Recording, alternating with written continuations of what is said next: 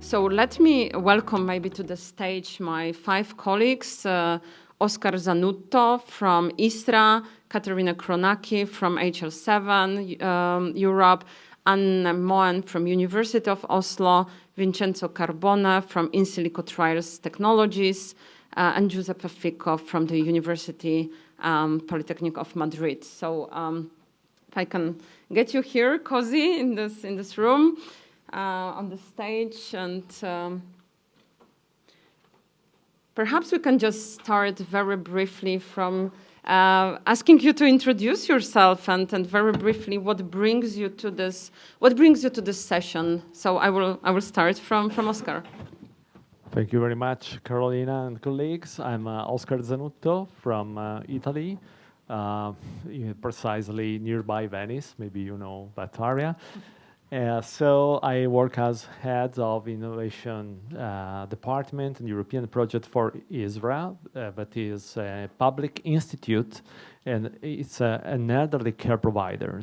So we take care of 1,000 older people living in 4 nursing homes. We have co-housing and home care for another 1,000 clients overall affected by dementia. So we are ECH Alliance members since a while, so happy to be here and glad for this invitation. We are also thematic ecosystem leader about housing and health because of this interception. What brings me here is a common project that we have. It is Value Care. It's an Horizon project, Horizon 2020. And because of the title that we have today, that is how to have an impact and how to go to market somehow, let's say, with our solutions, you should know that 70% of European projects fail at the end of the project life cycle. So I'm here to try to be on the 30% side that is having a success, but I will tell more later. Thank you. Yeah, perfect. Thank you so much. And Vincenzo, what about you? Good morning, everybody. My name is Vincenzo Carbone. I'm a senior product manager at In Silico Trials Technologies. What we do, we created the first cloud-based platform where we integrate computational solutions, modeling solutions, and artificial intelligence tools developed by university and research centers. And we integrate on our cloud-based platform to make it easy to use and democratize the use of simulation in healthcare, in particular for big names like pharma companies or medical device companies, so they can, the goal is to lower the barrier to adoption of such digital solutions and computational solutions, and also to allow research center, university to monetize their IP. That's all the results of all their research that took years to test, verify, validate, while protecting, so to also to be an incentive for university to keep creating innovative solutions then to be brought to the market. And what brings me here, I'm involved in several European funded projects. One of these is named Brain Teaser. I will show you in a couple of minutes, where we collaborate with ECH Alliance on the aspect of dissemination exploitation. My goal for today is to show what we are doing to allow that the results of the project will not end up in the drawer at the end of the project, but to bring it to the market to make it usable, and also to learn from all the experience of all the other speakers, way to improve or identify ideas which also could be beneficial to Brain Teaser project or other European projects.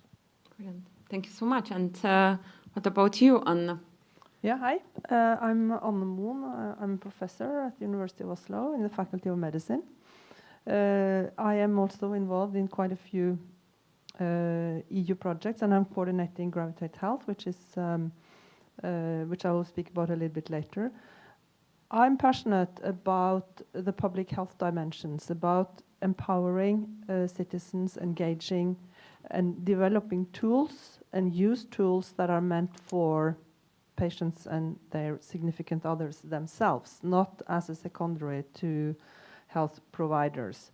And that's a huge challenge, an untapped potential in my research and in my work, I think, is to look at how can we combine and use personal health data.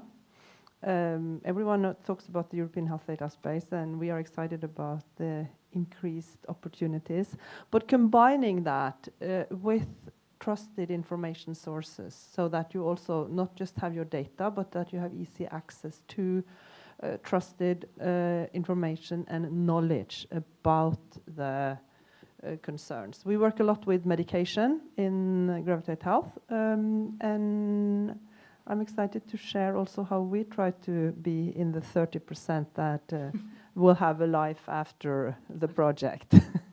And we have ECH Alliance as one of our partners to help out in that regard. So thank you. Thank you. Katarina. I was just reflecting on what my colleagues are speaking about, and I was thinking that there is afterlife and there is reincarnation, if you get what I mean.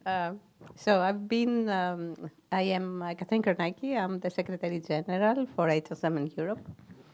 We run the European office of HL7, which means that with HL7 Fire we have a lot of work to do. We have worked to create different application programming interfaces, standardize them, and make them available to users. So one of the things that we do in many different projects is essentially demystify the whole idea of standards and implementation guides and provide the environment where these standards can be easily implemented.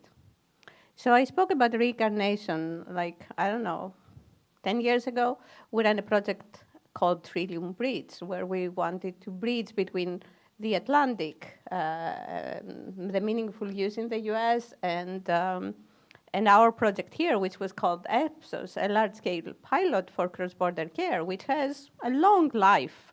You can call it reincarnation or afterlife, but my health at EU is there to stay, right? And it's written in law.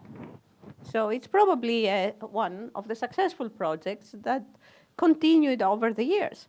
So it is important to see how this works and make it easy for companies to make money out of this infrastructure that is created. So one of the ways, and I will be speaking about that a little bit, is the question is how do you actually make money out of these investments on the health data space? Mm-hmm. And that is what I will try to speak about later on. I guess I can continue, but... Yes, thank you. Yeah, I think, yeah, we will come back to this. And then last but not least, Giuseppe. Hi. My name is Giuseppe Fico, and I'm Associate Professor of Biomedical Engineering at Universidad Politecnica de Madrid. I'm Italian, but since 20 years after the Erasmus project, I live and work in Madrid. So first of all, I am a very hard defender of whatever European initiatives we put in place in Europe since at least 20 years. I work in a research group called Life Supporting Technologies, and we are part of UPM, and we have been one of the groups that have been most successful in getting European funded projects. So if we are neutral, 70% of our projects are a failure, following the statistics. Mm-hmm. And I'll come back on this. I'm also, in these 20 years, I'm also wearing other hats. I'm also a researcher of the Hospital Clínico San Carlos. It's a public hospital in the Madrid region, working in the innovation unit and in the surgical research unit of the hospital. I'm also, since the next March of next year, I will be the president of the European Society of Biomedical Engineering.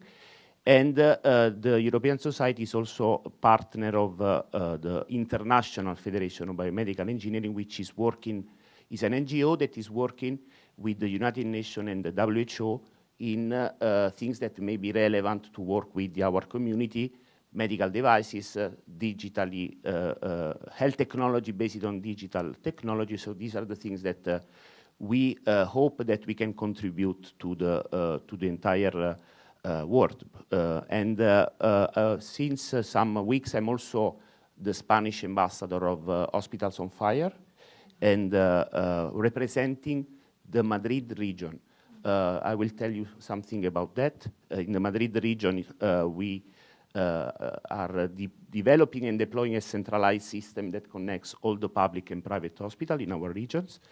And this is also thanks to the failure of projects that we had in the last 20 years in my case. I've been involved in several European projects. I'm still doing that. I will talk about the Beamer project. We are working together with the European Connected Health Alliance in several projects that are part of my experience. And the most important thing is to constructively communicate failures. I think it is important when we do projects to inform as much as possible of whatever we are doing in a systematic and constructive manner. So that's also important for Thank you us. so much, Giuseppe, and you gave me a bit of inspiration for another session where we maybe one day can discuss like failures and why the project failed. But here we have still projects that are very much alive. Some are just started, like the project coordinated by Katrins, I think started in December 2023, and the project where Oscar is active will end after many years of work, and now in September this year.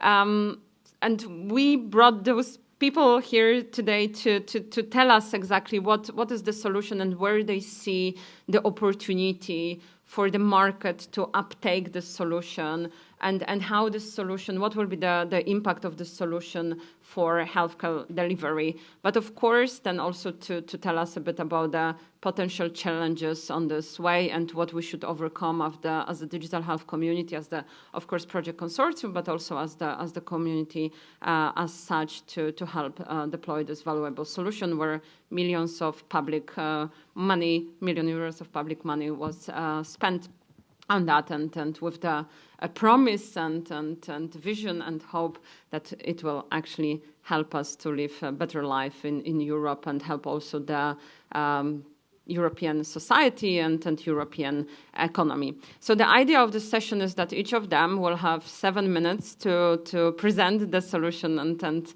touch on all those aspects that I just mentioned. And hopefully we will also have time to take some questions from you or from me.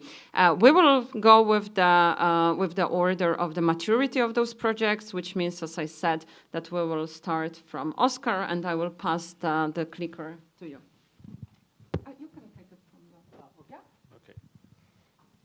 Thank you very much. Okay. As you like. So, yeah. Okay, we have also the presentation here, so I feel more comfortable. So, I tell you a story of Value Care project, and it is an Horizon 2020 project starting in 2019, December, so 4 years, as Carolina was saying.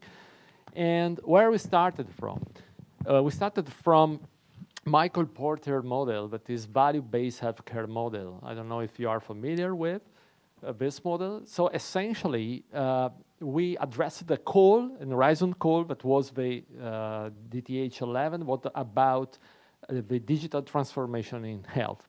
So we connected the need to adopt an outcome-driven approach in care in Europe, because there's few experiences around in Europe about value-based model. So we built a consortia that is based on 17 partners, led by Erasmus Medical Center in Rotterdam, so here in the Netherlands, and together also with ECH Alliance and other partners, we started all the job. So what we did, there was 2 big components, and I tried to address what Carolina was saying. So why and how we hopefully come up with a good solution. On one side, we built a digital environment, having app with chatbot that support people in reaching out their personal outcomes in 7 pilots. So you see, we have created, let's say, a web dashboard for professionals. We gave some devices, but overall we built the Value Care application as virtual coach that support people in saying, which is your goal setting, for example, in my cognitive impairment scenario.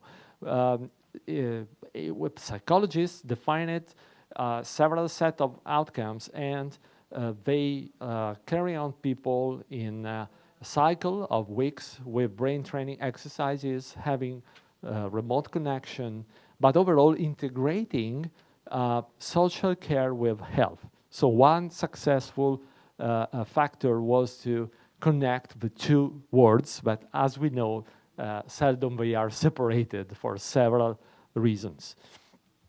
So there was this digital environment declined in 7 pilots. So we got here in Netherlands, in Rotterdam, the stroke disease and the outpatient care.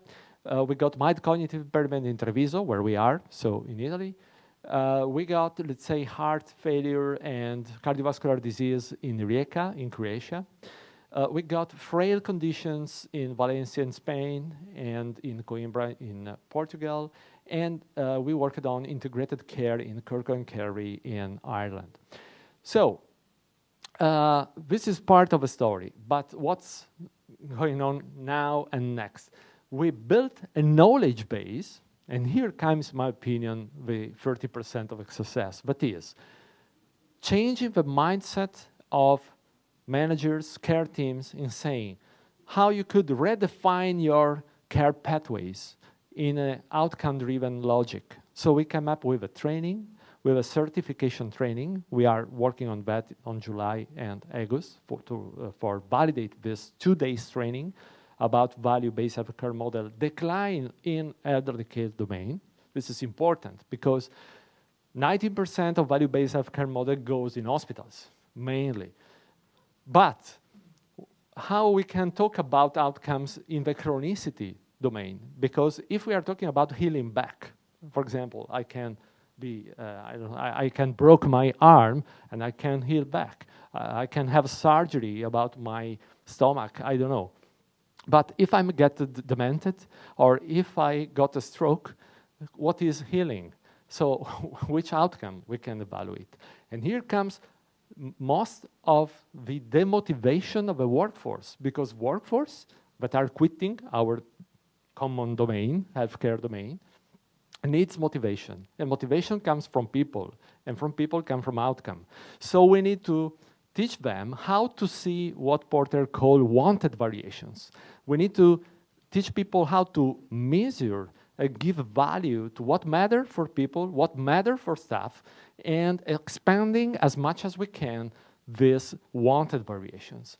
So this is the training about, and the training will lead us to a service that could be consultancy, could be training. We are, for example, delivering this in Italy in a couple of nursing homes, and my institution as well is adopting a value care model. We see good satisfaction because we give a new framework and a new hope. And recent articles says that the success of value-based model is about management. So we need to have managers who could lead the transition from standard process care towards outcome-driven one. This is a key variable, a key element. We are also ready to deliver a book about all our experience. It will be presented officially on September 12 and 13 in Rotterdam. We will have this large event, all invited. And we tell the story. So a book is about all the job done in the work packages and the partners' activities. So let's say our message is to create a movement around value-based implementation in older care domain. We can start not from the entire Porter agenda, but from one point, use of the data, for example, without having new applications or whatever, or just a bit, but having new meaning for the use of the data. I think colleague will talk about this. So this is Value Care project, and yeah, we would like to share more in the future. Thank you so much, Oscar. Let me just ask you 2 clarifying questions. One about the training, like who is the target group of this training, and then the second part maybe on the elements of this web dashboard, if some of those elements are also something that could be put to the market or used in other, I don't know, developments. Yeah, so the training addresses almost manager and professionals. So, for example, Healthcare professionals. Healthcare professionals, sorry, yes. So, I mean, for example, the manager of a care unit in a nursing home, I mean, a hospital, whatever, but mainly in long-term care. And professionals, so psychologists, rehabilitation workers, or the workforce in general, let's say. Regarding the dashboard, so the entire ecosystem will be for free. Let's say it's the app is online, but what we are seeing is that organization already got information in terms of dashboard, but they don't know how to use it, or they look at the data backwards, but not in let's say forward. So what we can do by the training is saying, guys, you could pick up the most relevant outcome information that you already have, putting the new frame, and use or build your dashboard for the good of the patient. This is the next step. All right, perfect. Thank you so much. Thank you, Thank you. Oscar, for the presentation. Thank you for And we will then pass to Vincenzo and to the Brain Teaser project. How would you like to take it from the... Okay, yeah, perfect.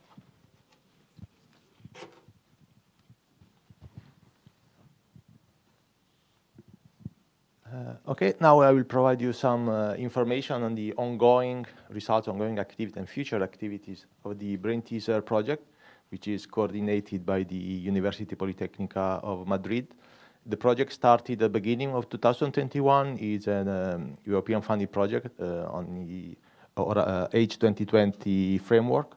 The goal of Brain Teaser is to bring artificial intelligence home to the patients for better care of two specific diseases, which is ALS, amyotrophic lateral sclerosis, and multiple sclerosis.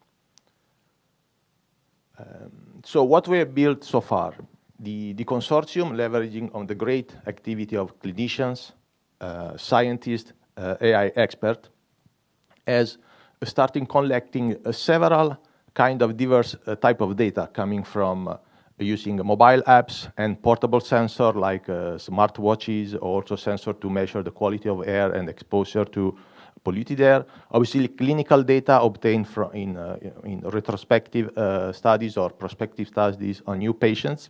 And as I mentioned also, the quality of the air to evaluate how all these data can be used to identify in advance some aspects of the disease tracking, disease progression, and the disease risk. So all the activity done in the past 3 years has focused, so the great work of the AI scientists in the project on the learning, training, testing, validating several AI solutions, leveraging also patient data collected from 4 clinical centers spread around Europe. And so 4, let's say, cluster of models have been created. The first one for the so-called short-term risk alert, so to support both the clinician and the patients to identify the risk of such a risk during the course of the disease, but also disease monitoring, and in particular disease progression, how fast or slow the disease is expected to move, and also patient stratification that can support healthcare centers in the management of these diseases. And this so the results, the AI models have been already, or let's say, almost finalized. Has been also used now, tested on real patients, real clinicians, on clinical activity. Support mostly, or let's say, the initial idea of the project was to support mostly patients and clinicians, so to support home care, what to expect from the disease, to receive, the patient can receive information on their disease in, let's say, also taking care of the ethical aspect of providing information about disease progression, and also to support not only the patient, but the caretaker of the patient, but also to support the decision of the clinician, which decision to take, which treatment to provide to such patients, based on the progression and the disease, to enhance the knowledge of such clinicians on the disease, also with the idea also of these final solutions to be then, let's say, wrapped up as a certified and regulated software as a medical device. But in the activity as exploitation manager, together with the ECH Alliance, also we started having from the beginning, collecting feedback from the various stakeholders So not only patients and clinicians, but also the possibility also of explore potential viable business models. And so what we also have identified, in addition to all the results obtained so far, is the possibility to provide such a solution also to pharmaceutical companies that could use such models for, let's say, use of stratification of patients to optimize the definition of a clinical trial protocol to test new drugs for ALS and MS. And also to use such solution also to be used, how to say, as a virtual biomarker, so to extract in an easier, faster way how, let's say, how the disease is progressing, also to facilitate this activity. And to do this, we are leveraging, it is then the main activity of in silico technologies.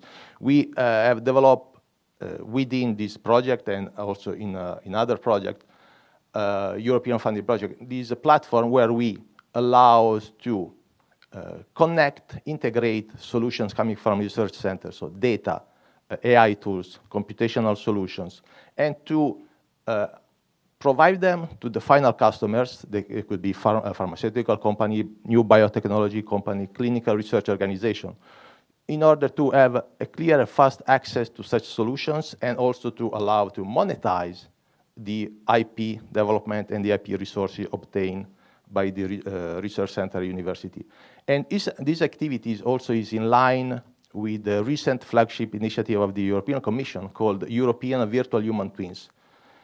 In the last couple of years, there has been a great activity of several European universities into design, let's say, to track the blueprint, how a global platform at the European level hosting the virtual human twins, how should be created, how should be designed. This activity is almost closing, and we are now at the beginning of the European Commission started the activities for the tendering of the actual development of such platform. So we expect in 4 or 5 years, there will be, the European Virtual Human Twins will bring the first results where global recognized and continental level platform will allow to reduce the fragmentation of the various computational solutions, AI and data which are developed at the European level to improve and make it faster the activity of the market to bring new solutions, new drug, new medical device, new medical technologies to the patients, and so to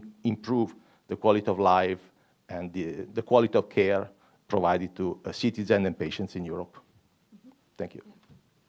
Thank you so much, Vincenzo, for the presentation of Brain Teaser.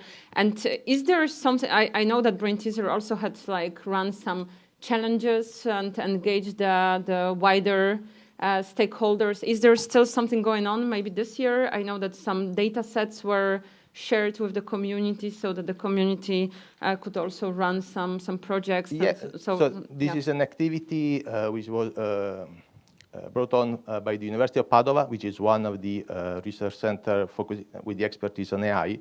And the example of the challenges was to share with the public, with other research centers, the data collected from the patients in order to, test the solutions and the idea developed within the Brain Teaser to share with the community and, let's say, start an healthy competition to see it's in a way to also improve the quality and see if there are better solutions or better ideas that could be then integrated into the final outcome of the Brain Teaser project.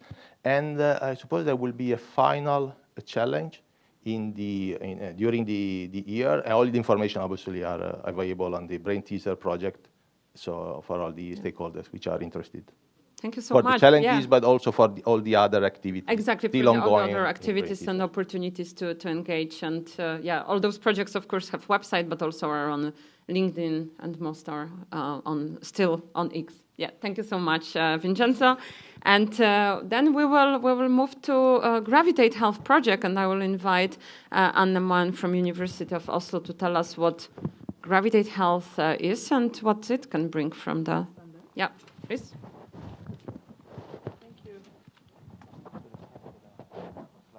Thank you for the opportunity. I'm Nordic, but I'm going to stay close to a southerner here so that I can also see my slides. So, Gravitate Health, I'm delighted to share with you, is a European project. It's an IHI project, public-private partnership, and we are committed to, or we are focusing on engaging and equipping Europeans with health information for better adherence, quality of life, and safe use of medicines. Gravitate Health is a 45-partner consortium that's committed to make a difference. And our difference that we're trying to make is to develop solutions that are made for citizens like Maria, to for her purposes, not as secondary or add-on to what health professionals are preparing. I bring these pictures from time to time because I think it's important to reflect on the tools that we're currently offering citizens, and that's paper, and they have to maintain it themselves. And on the slides, you can see that Maria shows her medication list with annotations because she likes to take a few notes or collect her experiences. She also, in addition to the name of the medication, she has doses. They change from time to time. And she has a small keywords for why she's taking it in case she needs to communicate that either orally or someone finds her because she's using a lot of medication. And Maria is one of our ambassadors, but she's not the only one. Furthermore, in order to learn about the treatment and learn about the medicine, she's offered large sheets of paper. They're usually 1 meter square, fine print, and they have a lot of information and serve multiple purposes. So what we are doing is to create a lens, create a focusing mechanism where we take personal health conditions, desired outcomes, health goals, lifestyle choices, and personality into account and apply this lens as Maria and others are navigating with in the maze of health information. So we're combining personal health data of some sort, personal preferences, and available information and knowledge resources that they put a lot of effort into creating. We are working on different, targeting this problem of adding or challenge of adding value in a patient journey from different perspectives or through different angles. So we were very interested in the multilingual focusing or multilingual focused information. We know that priority areas in the European health data space is e-prescription and cross-border dispensation. It's a huge challenge for me.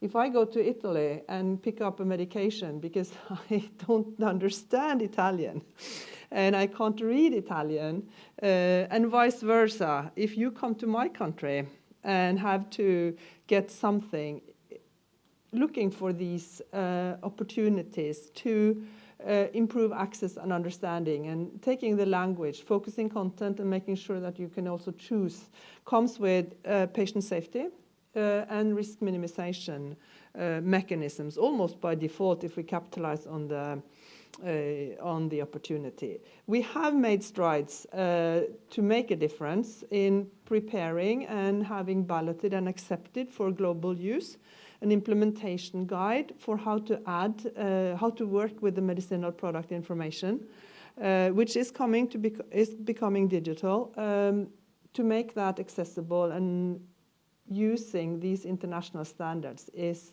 one of our measures to create value and to also boost the sustainability.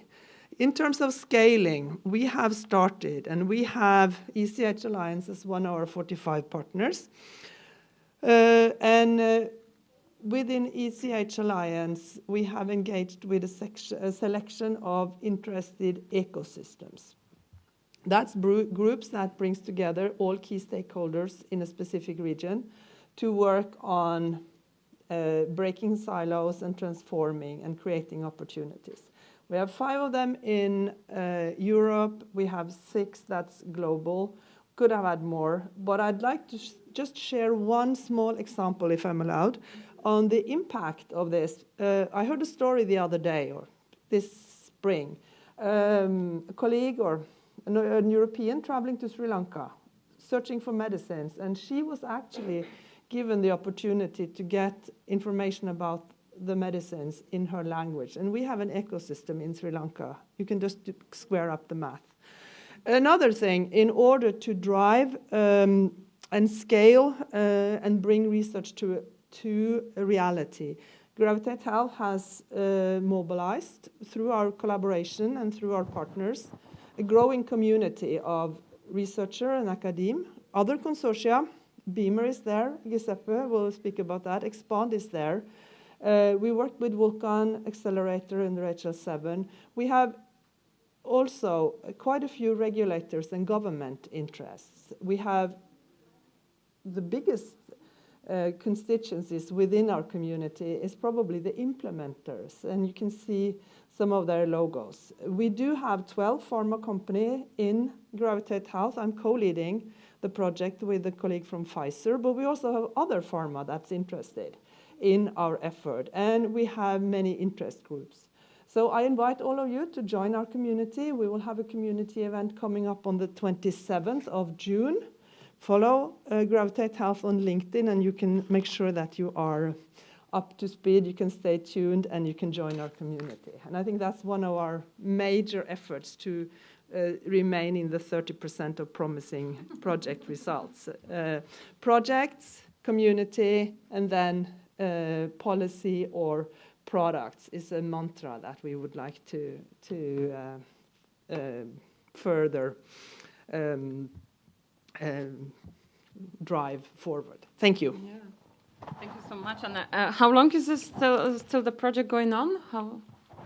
We started in November of 2020, and we will go till end of June 2026. So we are about halfway, and we're at the transition point where we have promising solutions. We're going to test them in 5 countries, and we have done also studies in other countries, so we have a fairly broad basis, strong basis for our empirical work. And for the last 2 years of the project, we are really ramping up the outreach activities. So, yeah. Yeah. There is still good time to and excellent opportunities to engage in the work of Gravitate Health. And I think we have now the MVP 3 of the solution developed and tested. So as Anna said, this work is really now going into like working not with the idea, but with more and more concrete solution. And with that, I will pass to Giuseppe to tell us about, he brought here lots of different projects on the slide, but I wanted him to focus on the Beamer project. One mic only. Only one mic. Only one mic, okay. Yeah. So you stay here? Yeah. Perfect. Thank you. Yes, I'm talking about Beamer, and but I need to tell you some story to transfer some message. I'm happy that Oscar mentioned value-based healthcare, mentioned Michael Porter, and Michael Porter was collaborating with several partners of his ecosystem to create that, and some of them are also from the coordinator of these 3 projects, which is Medtronic, and with whom I'm working basically since 20 years. And I was lucky enough to start working in 2007 with one of my mentors now, which was the president of Medtronic Iberica for about 30 years. And that was also fundamental in some of the elements that we are working together. I'm mentioning this project because they are the projects that the European Commission has funded under the umbrella of the large-scale pilots. So they are relevant. Especially HLTH was the only project funded, 20 million euro project from the European Commission.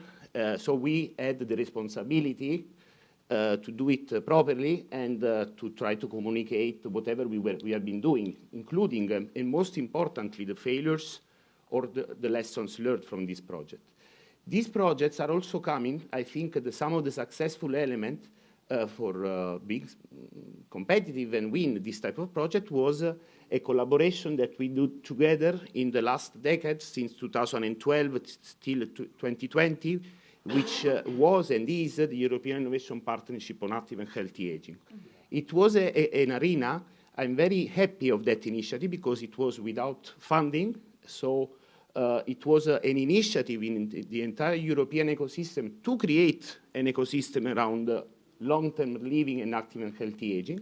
And at least from our research group, as I told you before, we have been always successful in European projects. We are part of this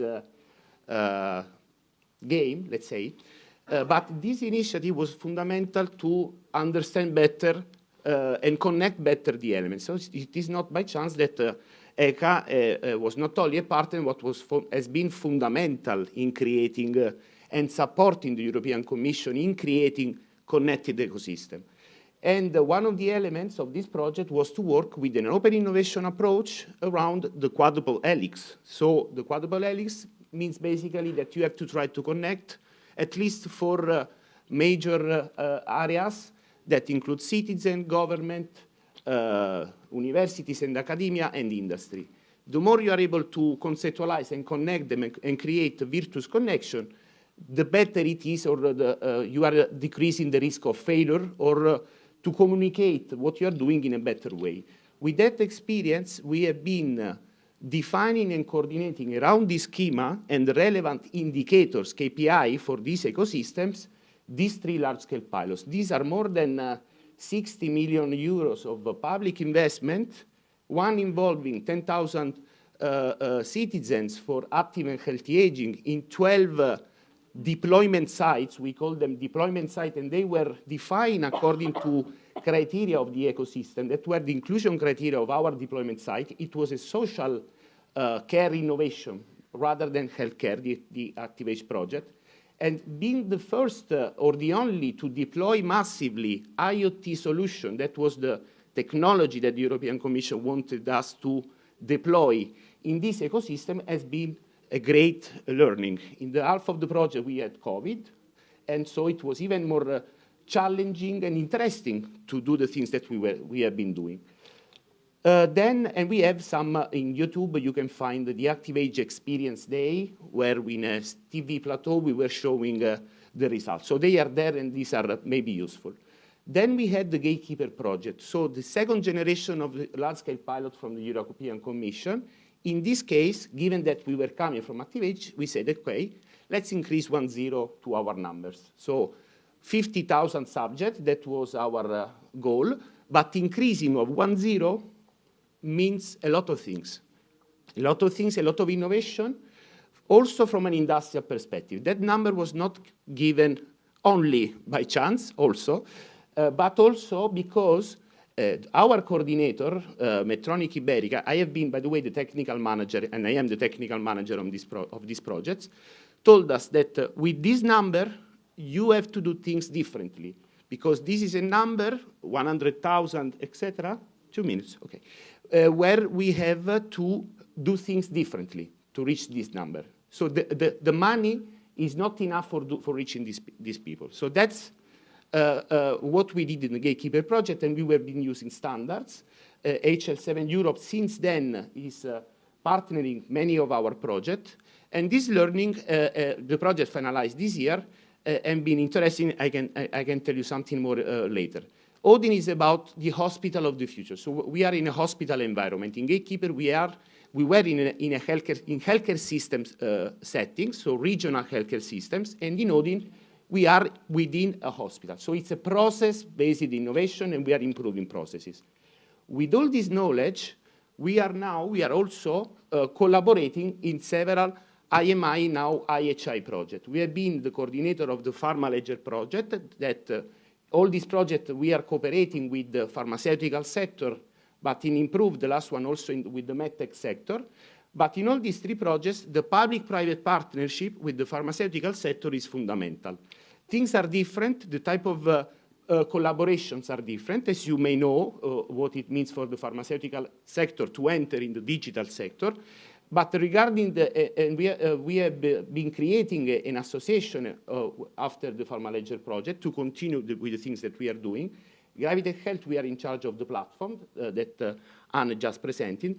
And regarding the Beamer project that we are coordinating, this is another challenging project because we want to build a model for tackling adherence to treatment that is disease agnostic. So it's a sort of utopistic objective. However, our approach, as the first three letters suggest, is about capturing the behavior of a person. How can we capture a behavior? And most challenging, how can we include the measurement of behaviors in healthcare processes? So from an ethical perspective, this is a very much challenging project. So imagine doing this successfully. We have a model that is up and running and seems to be quite well working, that gives you insights for decision support system. But then it is about understanding the process in which you want these things to work from an ethical, healthcare, and business perspective. And then in the Improve project, now we are continuing focusing on prompts and prems and digital health. So again, very much related with the things that we are discussing. So Beamer, but the context is also important for me to share with you all. Yeah, thank you. And there is so many different solutions developed in this project. But maybe on the Beamer, can you just clarify where do you see like the main outcome from the Beamer project? Like you said, there is the model. And so what would be, I know that there is this questionnaire that is now developed that can actually access the different elements of important for the model. Who would be the client of this model? Yeah, I give you my personal opinion and personal interest in this project and connect it with the HLTH project. I tell you why. After the HLTH project, for the sustainability of the project, we have done a pilot in Madrid. One of the 12 pilots was in our region in Madrid. And after that, we are creating a community-based foundation in a neighborhood in Madrid. Chamberí. I don't know if you know Madrid. You are invited all to come to Madrid. In Chamberí is an area in Madrid where, under the ECA guidance, in our words, living labs, we are creating a sort of ecosystem and living lab of stakeholders in that neighborhood of Madrid. A project like Beamer that is developing a questionnaire. Mm-hmm. Based on the questionnaire, you have insights that can be structured or ecosystem-related insight. Electronic healthcare records, factors that are depending on your ecosystem, change management element, and others. So you have a decision support system. Mm. Building and creating it within your community, in our case, we have one in our region, is fundamental to establish the governance model, the business model, the data sharing, all these elements. So this, and I call it the Beamer Lab. So we are creating it, and these are the elements that we think can be fundamental to decrease that failure rate that we were mentioning before. Perfect. Thank you so much, Giuseppe, for this. And then last but not least, I would like to invite Katerina Kronaki to tell us about the X-Share. And X-Share is pretty young, as I told you, only, 7 months now? But we are actually running a very, very active campaign to let the whole digital health community know about X-Share yellow button. And yeah, Katerina will then feed you more on that. Let me ask you a question. How many of you have heard of the X-Share button? I did. 2. All right. So I have a job here. I'd like to share with you what the X-Share button is. So I will start from the end. So how many of you have heard of the blue button? Mm-hmm. 1, 2, 3, 4. So we try to copy the US here in a European way, in a creative and innovative way. And we are creating the yellow button now, the X-Share yellow button. Okay, so now how many of you know about the X-Share button? No. Not yet. So the X-Share button is having this idea that you have your mobile phone and you have all these apps with health data, and you can click the yellow button and get your data, download your data. Very simple, in a machine-readable format, not PDF. Something that you can process later, right?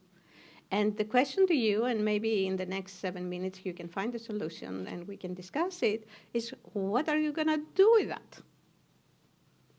You give patients or the next of kin the opportunity to download their data and share them with another app. So there is a download and an upload or a feed-in. So you can feed the data like you feed your location in your Facebook app. You can feed it to another app for a period of time. Is there a business opportunity in that? That's the question to you, and that's a point of discussion. Is there a way to make money out of that? So this is the end of my presentation. So let me start now from the beginning. So many of you may have heard about the health data space, right? So this is something that is a big aspiration of the European Commission to repeat the success of the GDPR. How many of you think that the GDPR was a success? You're moving around. So I would like to go back to the question that we said, and success is about expectations. You shape expectation. You must, in a project, define what your expectations are.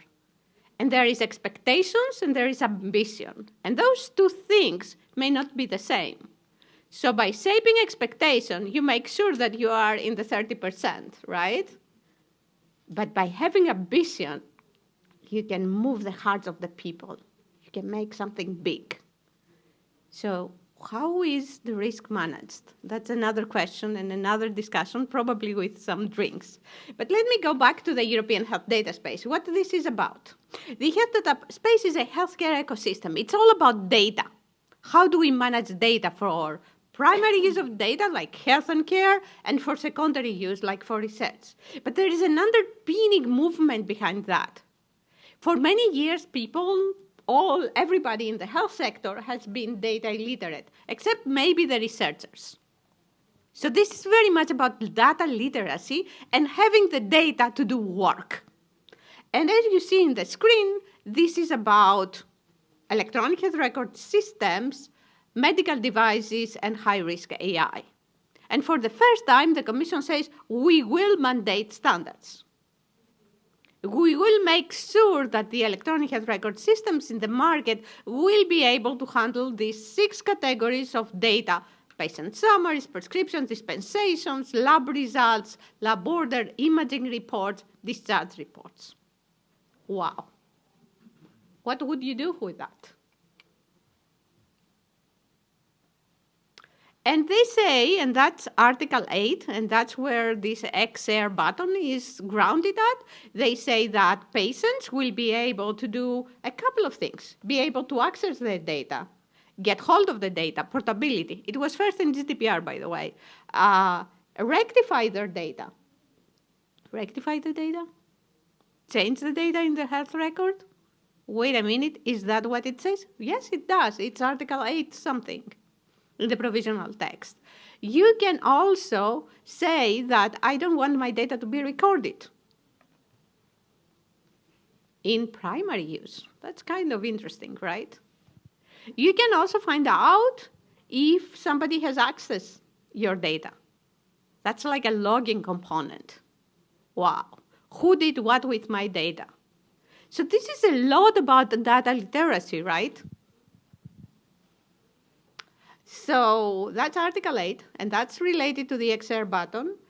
And I would like now to go to the next slide and tell you what our ambition is. Next slide. You click the slide. I'm clicking the slide. All right. So what is our ambition? Let me make this live a little bit. No. So everyone can share their health data in the format. That's the format of the health data space, the health DS, at the click of a button. How many of you think that this is something that can take us to the 30%? 0? Not easy, eh? You're probably right. We have 9 adoption sites, and we completed the business use case analysis. And none of these sites, except one, that's Catalonia, is able to get the data for the patients. In the best case, they talk about a PDF. The ideal is to be able to view in the screen, and if you want to share your data, what would you do? That would actually define success and take us to the 30%. You can do a screen capture and send it to your doctor. That's the state of the art. Isn't that amazing? So we are saying that we would do that. So we will share the data with the button. You click the button, there is an action that you take with the yellow button, and there is an API, of course, and HL7 Fire and all that standards behind that. And there is a label also, which will say, yes, I can do that. And this can be tested, and that's an opportunity perhaps. And what is, I think, novel is that we are sustainable. We define kind of success in the middle of the project. That's actually the first project that we do that. In the middle of the project, we will create a hub of 6 SDOs together with the Global Digital Health Partnership representative, that's the Ministry of Health here in the Netherlands, and 3 industry associations, that Digital Europe, MedTech Europe, and UCROF. For those of you that do not know UCROF, but you probably know MedTech, UCROF is an association or a federation of CROs. They are doing clinical trials.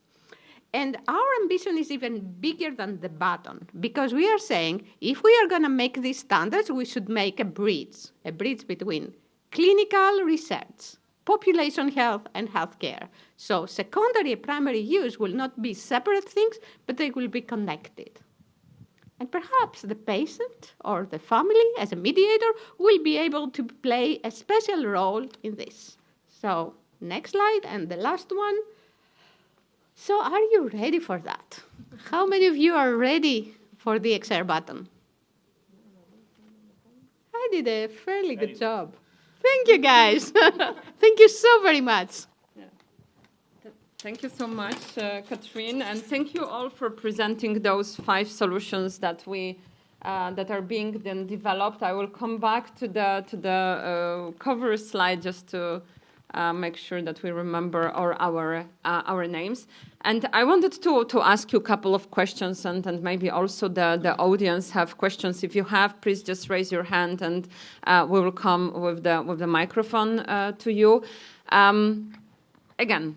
We've heard about the tremendous work done by the very big consortia over the 4, I think, is there a project shorter than 4 years here? No, 4, even 5 or 5.5 years. And of course, the expectations is that something groundbreaking, or at least improving the healthcare delivery, will come out of it. And maybe one just very basic question that came to my mind from when you spoke about the scale of those projects. Why do we need so many partners? Why do we need 40 partners in Ixure? Why do we need 45? Does it actually help us to really scale up and deploy, or is it a burden? Just to give us, our audience and ourselves, a bit of understanding why those consortia are so gigantic. I can take it. Okay. Yes. If we want to make sure that we have the relevant stakeholder groups present, and we really are serious about a public-private partnership, you can have the 4 helix model for different stakeholders, users, health providers, industry, or developers and regulators, SDOs. You easily get the numbers because you need that diversity of perspectives to really tackle the gigantic challenge that's in front of us. Of course, ideally, it would have been much easier being a coordinator if we had, say, 30 or 25. But it is not doable because the challenge is by design of the magnitude that we need all these contributors to address the problem or address the challenge. And that gives us, since we're talking more on the afterlife, this gives us a unique opportunity also to, if we plan well and are vigilant, to scale up and deploy. As I said, we have a project. We're building a community. We see that the policy is coming our way, and we need the products. So then, I would say it's the nature of the problem and the challenge that we look up on. Thank you so much for clarifying that. And then, please. So this is an interesting question, I must say. So I have a long history in European projects. My first project as coordinator was in 2002. It was called Open ECG, and it was a very simple idea. If I have a digital ECG, can I connect it to my primary health record? Yeah, can my doctor, the GP, actually have a record, a digital record of my ECG there? And it was 5 partners, 150K euro project. It was a representative of the industry, a representative of research, a representative of standards. And at that time, I think we created a network that some people actually in the standards world still remember it, of 1,300 people. I mean, about the size of ECH Alliance. It was a 2-year project, and it was quite successful by the measures and innovative by the sense of what the standards could do about you. How do we create this community that can take the standard to implementation? And that's about 2002 is 20 years ago, right?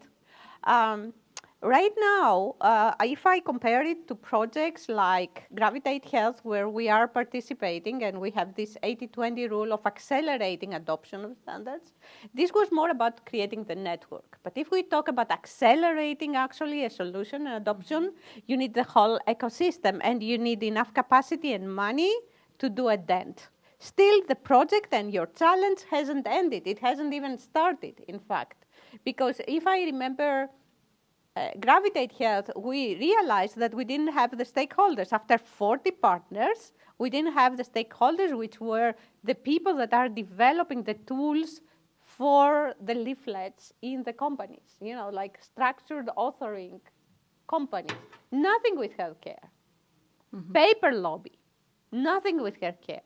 So it's you learn and you unpack the solution. Yeah. If we have now this everyone for XR, I doubt it, actually. So you need ways, even after 40 partners, to make it 100 or 1,000. Yeah, you need ways to engage, and you need ways to really inform that. Yeah. Yeah, I think it is important to have that flexibility, and thank you for pointing that out. Build in some flexibility as you set up your project and act on opportunities and needs. And also find those ways, as you said, about this community, for example, meetings, and really expand and not close. Yeah, I see Bledin there. So a couple of you have mentioned failure of projects. Thank you. Yeah, we are missing some mics here. So apologies for that. I was going to say a couple of you have mentioned failure, okay, of projects, but I'd like, because the next session we're going to have industry talking, I'd like you to understand what your definition of failure is.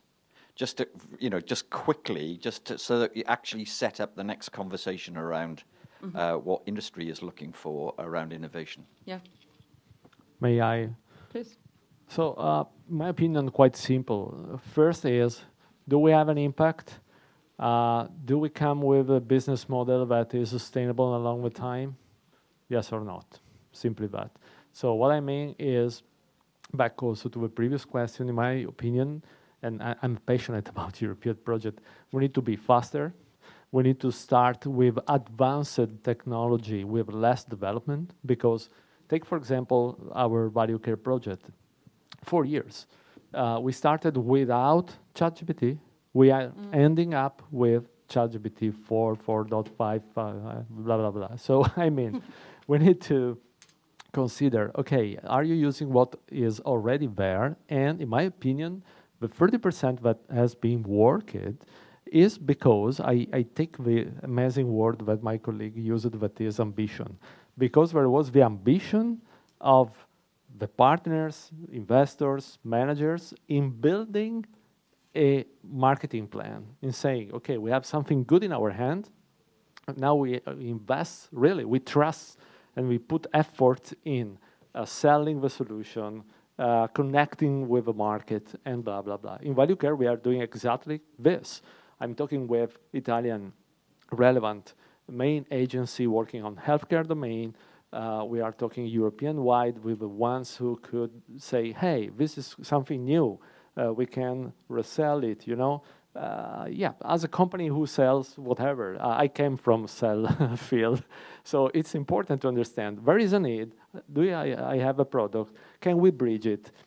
And let me ending up in saying that most of the regulation of the project, take for example Horizon, they require a lot of things that are not connected with the market, are connected with the rules. What I mean, the emphasis, for example, in the flexibility in using the budget for getting into the market is so tight, so severe. Okay, we had to persuade the policy officer in saying we move a bit of budget because we are building a good business model, and we have to convince them. It's unbelievable. I think we should be the opposite. We should say, okay, how many revenue are you making in the incoming 3 years? Okay, show me your business model. It works. Use the money, as a private company do. Sorry, but we need to move there. Yeah, I think also it came to my mind that when you were talking about the scale of the consortium, the project, that the agility here, and now you are also touching on this, like how agile we can be within this environment. Anna, and then we have one more question, and I also have questions. Yeah, I would like to add to this, because we speak a lot about data literacy, understanding our data. We speak a lot about certifying health professionals to take advantage of our, presumably, that's my interpretation, my caveat, good ideas and excellent solutions. Again, it's my... we do not necessarily do the same thing in terms of the industry and say, hey, there is a lot of good value for society in making sure that people are doing what they do, and you need to support us. If we know that 50% of all medicines across the globe is sold or taken inappropriately, if we could only tap into increments, we would make, as a society, a lot of revenue and public good. But the place for public good and social responsibility, that's between the rock and the hard place in a lot of the investment discussions. And I would really think that if we're going to further accelerate, we need to broaden that conversation.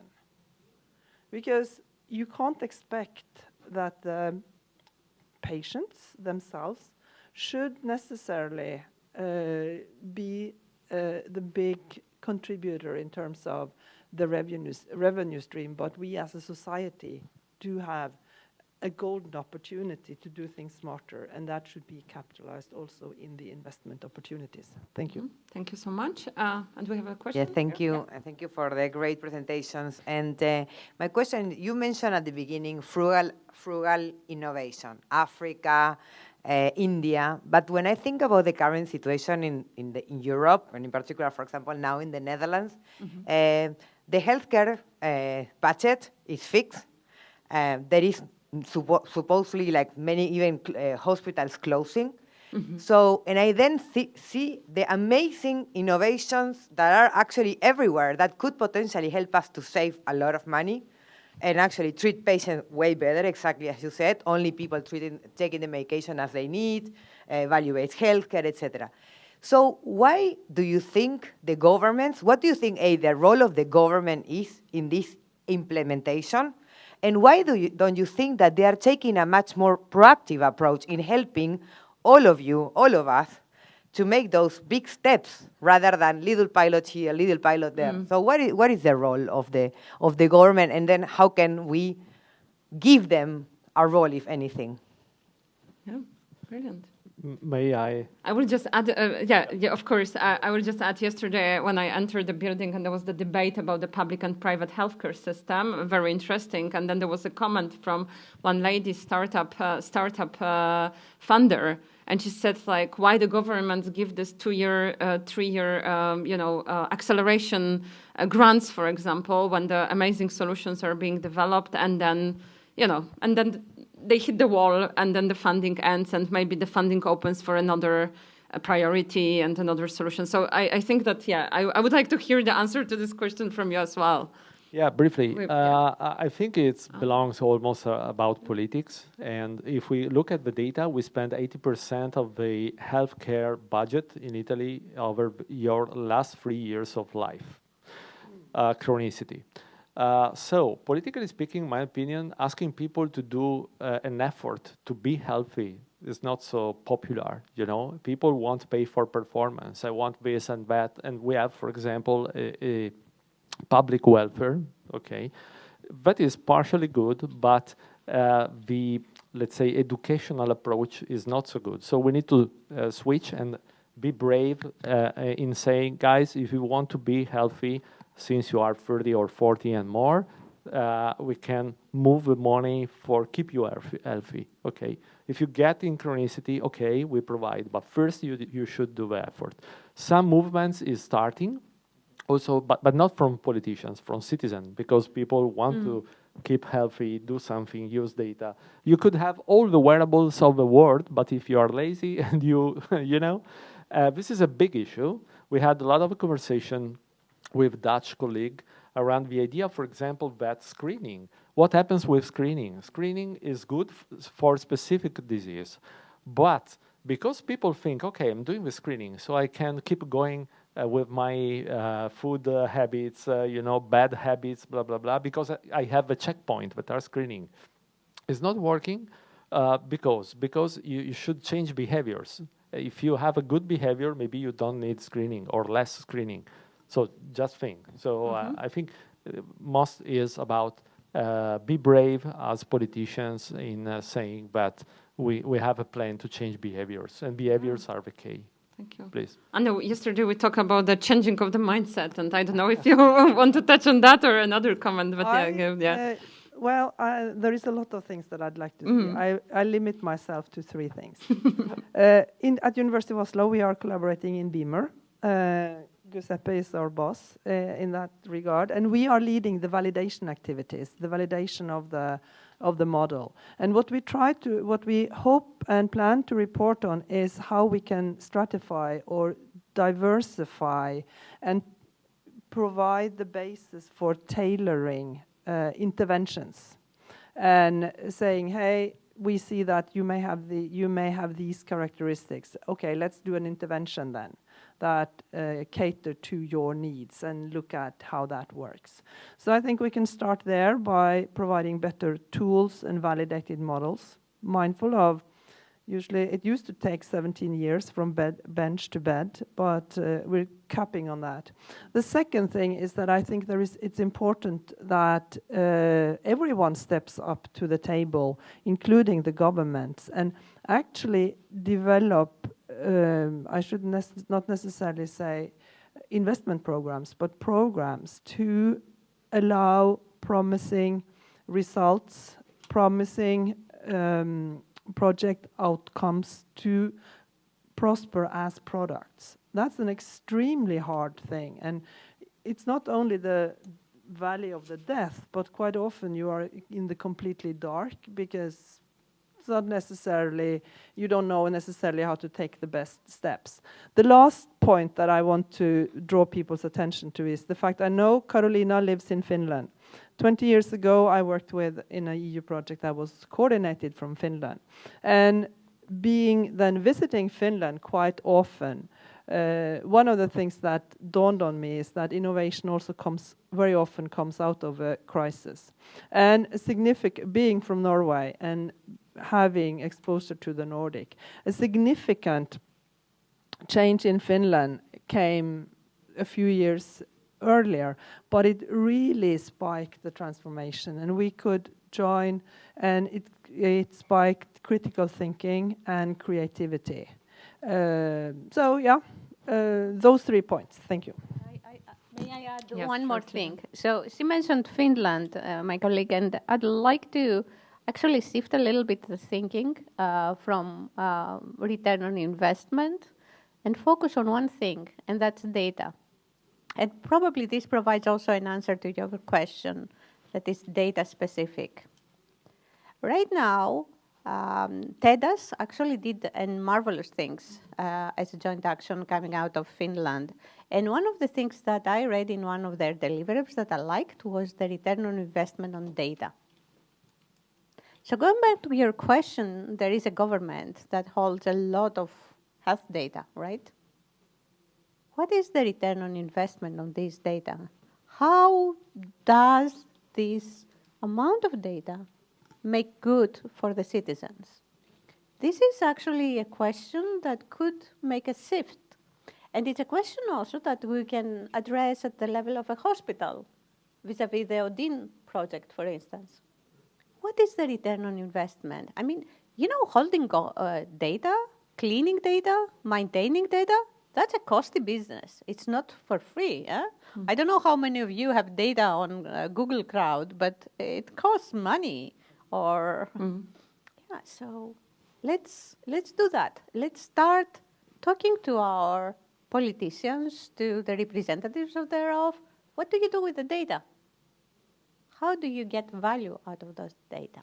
Yeah. Thank you so much. And I have one last question. I will let you answer this, but it's a new question or another question to close. Yesterday, I talked with a colleague coming from the company about like really value or an interest of the companies of the private sector organizations in those projects, and he said that it's sometimes, you know, the interest of the company comes when the project is ending, actually, like when the solution is being developed and when, you know, the road to the market starts, but then the academia is not maybe that much interested because, you know, research was done, publications were published, conferences were attended, and so on. So I wanted to ask Vincenzo, because you come from the private sector, and also Giuseppe, as you come from academia, to tell us like what's the interest of the private companies, and that will be our last what we are trying to do, and this is the business model of in silico trials, is to incentivize the use of solutions which have been already developed by university, by research center, by helping them to bring them to the market. Yeah.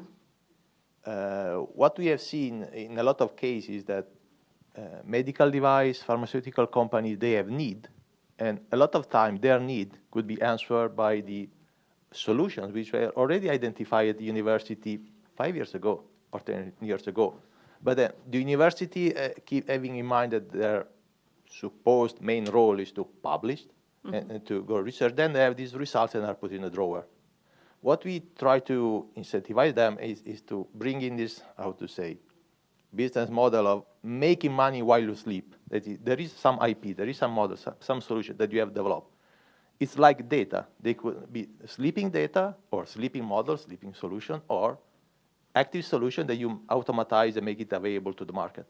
And also another thing that we try to face, not only as in silico trial, but also with this flagship initiative of the European Virtual Human Twins, is to try as much as possible to reduce fragmentation. This could be an obstacle to the innovation and to the scale-up deployment. There was the example, also my experience as PhD, 15 years ago, I was involved in a European project. There were only 6 partners.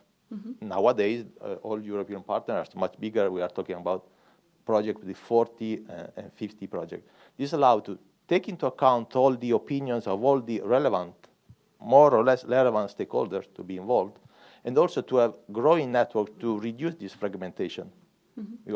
Obviously, there will be always competition, and the best solution, comes up. But nowadays, these are European level challenges, also bigger ones. So you cannot face with, local solution or regional solutions or national solution.